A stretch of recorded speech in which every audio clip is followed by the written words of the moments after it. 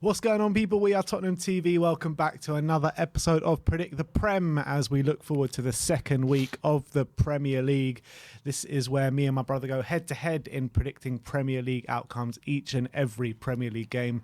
The scores on the doors at the moment after the first week is 4-2 to Sim, and the way the scoring works, it is 5 points for a correct scoreline, 1 point for a correct result, and the star man as well, which is 5 points for a goal and 3 points for an assist. And you have to remember that we can only pick a player once. So once we pick a player, we cannot pick another one. For example, last week I picked Rashford and Sim picked Ollie Watkins. So Sim can't pick Ollie Watkins again and I can't pick Rashford again. But let's get into the predictions and let's start off with Aston Villa against Everton, 12:30 kickoff on the Saturday. And I have gone for 1-1 here. Yeah, I went for 1-0 Villa. I think both teams, I don't think it's going to be a great game, to be honest. I think both teams are not playing too well at the moment, even if you take into account the back end of last season. So I think for me, I just think I've gone for Villa to win only because I see them getting a goal from somewhere, because I do think they have quality right now in Ings or Watkins or Coutinho or Bailey or something. I think they'll get a moment. But Everton, I don't know where the goals are coming from right now. Honestly, they could huff and puff, but I think Villa's defence will be good enough to keep out the likes of, I don't know what, Dele Alli up front or whoever they're going to... Damari Gray, they played up front last week. So I've gone for them to only win 1-0. And I think if Villa lose, the pressure has to be mounting on Gerrard a bit, surely, because they've compared his record to Gary Neville, and he doesn't stack up that well. How can you compare his record to Gary Neville, though? Didn't they lose every game he managed or something stupid like that? Well, it depends if you take into account cup games or not, and Champions League. Yeah. So if you take into account that, then it's as good as Gerrard. I see. Well, look, I've gone for 1-1 because I've just looked at these two teams and I just can't separate them. They're both playing absolutely poorly at the moment. Very poor first games of the season from both sides. I do suspect they'll both get a goal from somewhere, but I just literally just couldn't separate these two, to be fair. So I've gone for 1-1, made it a bit safe. But let's move on to Arsenal against Leicester. And yes, we've gone for the exact same scoreline here, 2-0 to Arsenal. Look, I think that when you're comparing Arsenal and Leicester, they're just on two different trajectories at the moment. Arsenal are looking a bit positive at the moment with the players that they've brought in and stuff. Leicester have had a terrible transfer window, haven't got rid of any of their big players, but they haven't brought in anyone. And Brendan Rodgers keeps calling for the need to rebuild the squad, and they're just not doing that. So I got a feeling it's going to be a long, hard season for Leicester, and I think Arsenal will probably swat them away quite comfortably. Yeah, that's my feeling as well. I don't think it's going to be too difficult as well, given the fact that Leicester were 2-0 up in the first game week against Brentford and gave it up. Gave up a draw in that game. That'll cause a bit of disappointment in the camp, I reckon. And maybe if they would have kept that win and maybe some good feeling going into the game at the Emirates, they do have quality there. Maddison and Tielemans and Fofana, even though they all want to leave, they're all very good players. So if they're all on side, you can get performances out of them. But right now, it doesn't seem too much of a happy camp. Rodgers doesn't seem happy, and they had a poor result in game week 1. So I can only see Arsenal getting the victory here. I got a feeling that Rodgers could be one of the first managers to go this season. It seems like to be going that way. But anyway, let's move on. 2-0 to Arsenal is both our predictions there. Let's go to Brighton against Newcastle, and I've gone for Newcastle just to edge it here, 2-1 at the Amex. And I know Brighton actually have a shocking record at that Amex. They haven't won there for a long time, but with their renewed sense of optimism around the club, I got a feeling that they're just going to nick this one. Fair enough. I've gone for a draw. I think Brighton had a fantastic game against Man United, but Newcastle at the moment, it's weird to say, but Newcastle are just a different outfit right now. They're more together. They're all more on the front foot. But with Brighton's the way they play, I expect them to make it very difficult tactically for Newcastle to play.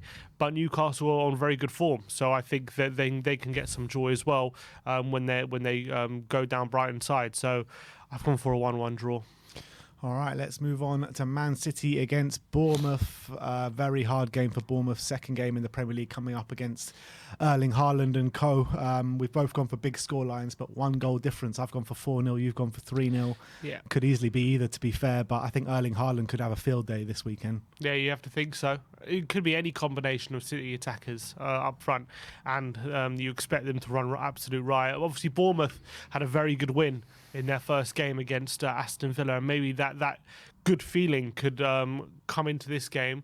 They knew they had to get a result last week because their next two are against Man City and I think it's Arsenal, or is it whatever. They got another top 16 coming up after the City game as well. So it's not a very easy start for Bournemouth, and I expect a lot of trouble, especially with City getting off to a winning start as well. Although I didn't think City looked unbelievable against West Ham. They were in full control throughout the game. And you have to think Bournemouth are not going to be as stern as West Ham are defensively. So you have to think it's going to be a resounding win. But I've only gone for 3. Yeah, only. Yeah. Let's move on to Southampton against Leeds. Similar scorelines again. Both gone for Leeds victories, but I've gone for 3-1. You've gone for 2-1 here. Yeah, I've gone for a look. Southampton's first home game of the season. I know they got swatted aside by us last week, but I expect them to be a lot, more on the front foot and a tougher to play against for a Leeds side who are not as accomplished as us right now. But I think I was impressed by what I was seeing from Leeds against Wolves, and I think there's new signings. Aronson specifically, I'll really start the season strongly in their first game, and I think Southampton could be good opposition for them in terms of the way they play. So I think they will win, but I do see a close game. Yeah, I was also impressed by Leeds' first game of the season. A lot of people are predicting them to go back down this season because of how they were last season, losing Bielsa and what have you. But I think Jesse March is actually doing a good job there. He's brought in some good signings this summer, and there seems to be a feel-good factor around Leeds at the moment. Southampton, completely the opposite, to be honest. I think they're looking like they're really going to struggle this season, and I've gone for quite a comfortable victory for Leeds at St Mary's, 3-1 to Leeds. But let's move on to Wolves against Fulham. And I've gone for 1-0 to Wolves here. A very recognisable scoreline from last year for Wolves. And I think they'll just have a bit too much for Fulham this weekend. Yeah, I think Wolves will. I think Fulham obviously had a very good result against Liverpool.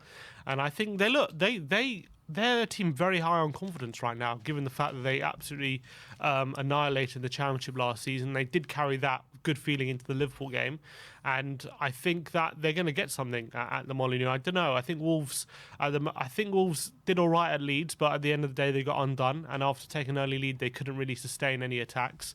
Obviously, Neto's playing very well, but they don't really have a focal point right now up front, and I can see them struggling with that. Connor Cody's obviously left as well. He's gone who to impressed Everton. me in Wolves' first game was Daniel Podence. He's a good player. He's a very good player, and I don't know if Gonçalo Guedes is going to be in the squad this weekend, but that's a big plus for them as well. I assume he will. Yeah, but I still see Fulham riding high on their confidence. What do you make of that Cody transfer on loan to Everton? It's a bit of a weird one, isn't it? Seeing he's their best defender. It is a weird one, but I was listening to what he was saying, and he was saying that he wanted to go somewhere and play consistent football. Apparently, maybe he had a chat with the manager. Maybe he was going to be in and out the side this year or something. Well, their best defenders. Yeah, it's a weird one. It is a weird one, but also he is a Liverpool boy as well, and maybe he wanted to be close to his family and stuff. It's odd, isn't it? Maybe Everton couldn't afford it or something, as they're an obligation or an option. So why would you allow? I think there is an option, but why would you allow your best defender to leave on loan? I just find that really odd. If you're going to let him leave, at least demand a fee or something. You know what I mean? Don't know. Very strange deal for me. Yeah, I don't know. But maybe it's a case that he's been such a loyal servant for Wolves, been one of their best players for so many years, and they've just respected his decision to want to leave. Yeah, fair enough. But anyway, let's go on to Brentford against Manchester United. Both of us going for draws here. Sim's gone for a Desmond, and I've gone for 1-1. And yeah, I mean, Man United was shocking in the first game of the season. Brentford, quite impressively came from 2-0 down against Leicester. And again, I can't really split these two teams, so I've gone for 1-1. Yeah, I think of Damsgaard. They completed the signing of Damsgaard during the week, and I think if he's involved, they could have that a bit more attacking quality going forward, and I think that'll be a lot more difficult for Man United to handle. Man United were just all at sea against Brighton. They were so open, and that was the big worry for me under Ten Hag. Was he's going to play all this pretty football, but if they're not getting that right, how open are they going to be at the back? And they didn't get the football right against Brighton, and they were completely open. So I think Brentford, obviously, they're very good from set pieces. They had a decent result, a comeback from 2-0 down opening game. I see them causing Man United a lot of trouble, although Man United still have quality players up front. So I still think they're probably good for a goal or two. But I think that I can't see them keeping Brentford out, how they're playing at the moment. So I've gone for a 2-2 draw. To be fair to Man United, I did think they looked a bit better when Ronaldo came on. They had a bit of a focal point up there, and Eriksen, grew in influence. But if they start again with Eriksen, false number 9, and all this madness that Ten Hag was doing from the start, then I don't think they get anything from this game, to be honest. But I think if Ronaldo starts and they actually have a focal point up there with Eriksen sliding the balls through, I think they got a big chance this weekend. But let's move on to Forest against West Ham. Both of us going for draws again. I went for the Desmond this time. Sin gone for the 1-1. And when I assessed West Ham first game of the season, I know they were coming up against Man City, which is hard for anyone, but I expect them to do a bit better than they did. They will have Scamacca probably maybe starting from the off this time, but when you're looking at Nottingham Forest, they had a very hard game against Newcastle, first game of the season, and I thought they were poor. But I think when you're coming up at your first home game of the season, just coming up to the Premier League, that stadium is going to be rocking, and it's going to be a difficult place for West Ham to go. But I expect a good game of football, and I'm going for 2-2. Yeah, I think the City ground should be pumping in this one, and they had I'm pretty sure I read they had a very good home record last season, especially after Cooper came in, and I expect them to give West Ham, and they're going to go for it. I think they're going to really have a real good go at West Ham and give them a lot of trouble. But West Ham are a very solid team under David Moyes, so I expect them to ride out with the storm and claim a point. I don't think they're going to go and get the. Although if anyone's going to win, I'll probably go West Ham once they get over the initial Forest coming out, and I do reckon they're going to come flying out the traps. And Lingard making his home debut in front of his old team and in front of the new crowd, he'll probably be up for it. But they did have a lot of trouble against Newcastle, didn't they? So maybe the Premier League won't become so easy, especially in the opening few weeks after they've made 10 signings. 14. Was it 14 or over 10 signings? I should say, yeah, 14 signings. Like that's gonna take time. You're not gonna hit the ground running when you do that. So I do expect Nottingham Forest to come good at some point, but maybe initially they might have a struggle getting consistent results and performances. That's how I feel. But I actually think that once they do kind of gel all these players, they'll be all right, and I think they'll stay up this year, Forest. They got a good squad there, or building a good squad there anyway.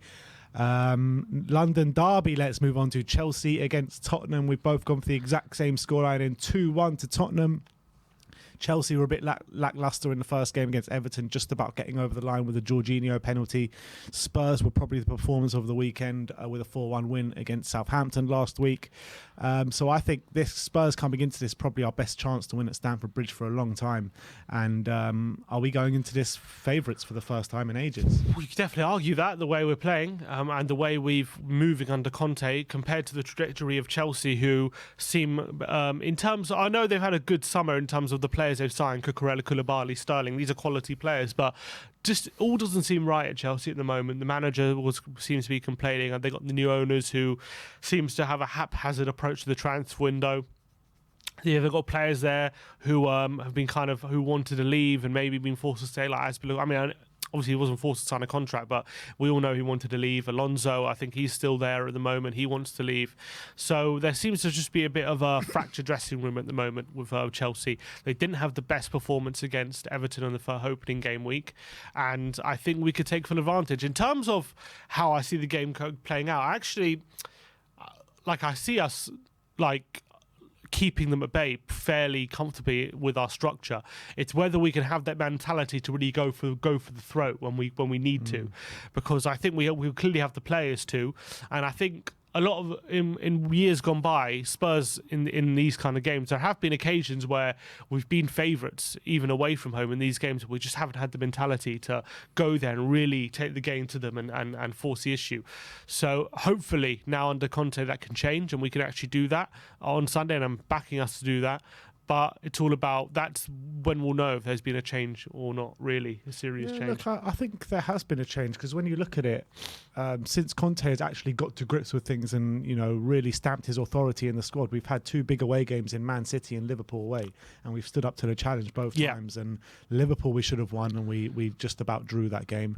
And the Man City game we won. So I think that proves to you alone that the mentality in these kind of games are changing.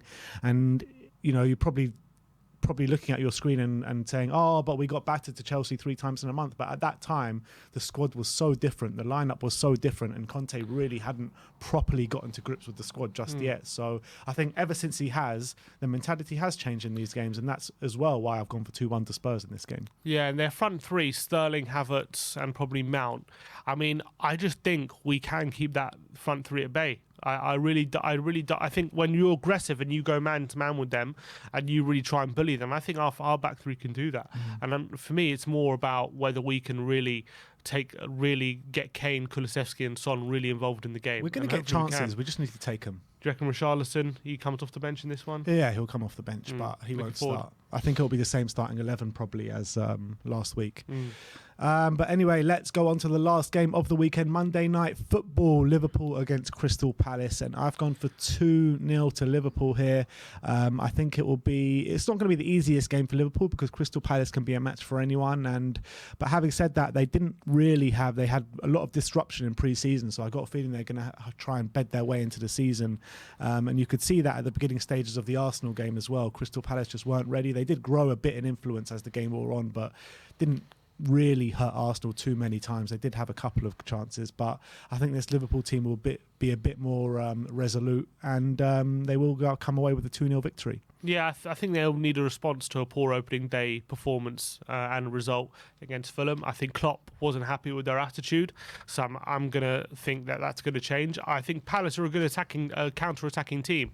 So with the space Liverpool leave, I can see Eze and Zaha getting at least one moment where they're getting behind, and whether they can take it or not, I'm backing them to take it. But I think Liverpool will be too strong with their forward line. I think Núñez will probably start as well after his great second half performance against Fulham.